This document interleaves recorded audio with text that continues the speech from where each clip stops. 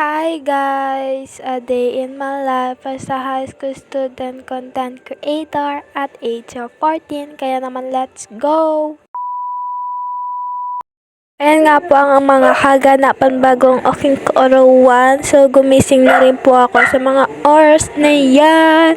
Then, pumunta na rin po ako sa lababo para maghilamos. Malamang, di ba? Di naman tayo kumakain sa lababo.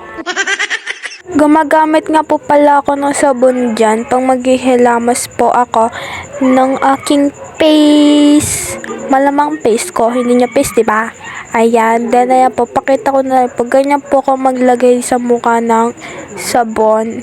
Ayan po, papubulain ko po siya, then kukuskus ko sa mukha ko. Pag kuskus ko po, gentle lang. Then pagkatapos po natin, ibababad po muna natin yung sabon, mga 3 minutes or 2. Then yan, nag-toothbrush na rin po ako. Pagkatapos nun, sa aking face, tsaka sa bibig ko, yan, magtitimpla naman po tayo ng kape. Pagkatapos natin magtimpla ng kape, ayan po, nag-ayos na rin po ako ng buhok ko. Ayan na po, maikli na po yung buhok kasi nagpagupit po ako nung linggo. Katapos nga po natin ayusin yung buhok ko, ay inutusan nga po ako ni mama, itanim ko daw tong talbos. Baka daw kasi tumubo. Pero pag ako nagtatanim payatot, ganun ba yun? Pag payatot yung nagtanim payatot din yung tutubo. Pagkatapos ko po itanim yung talbos, ayan na po. Plinansya ko na rin po yung uniform ko dyan. Ayan, niplansya ko lang po siya ng maayos kasi marunong naman po magplansya. Then, ayan po, sumunod ko naman po yung palda. Ayan po siya, yung pagkatapos ko po i-plansya. Then, fast forward, kumain na rin po ako dyan kasi malilate na ako. Huwag kayong may pasok ako ngayon. Ayan, puti pa nga naisingit ko pa tong pagbibideo, malilate na ako. Ayan, outfit ko po ngayon.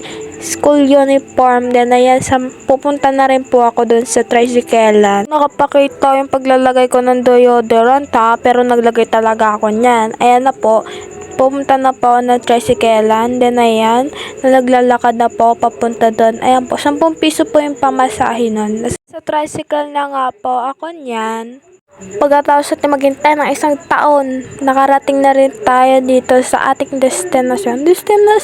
Andito na tayo sa school. Ayan po, pakita ko na rin po yung nandiyan na po talaga na pruweba na sa school na ako. Baka isipin nyo, gumagala ako. Ayan po itsura ng classroom namin. Sa 2nd floor po ako. Star section po kami ng panghapon. Star section.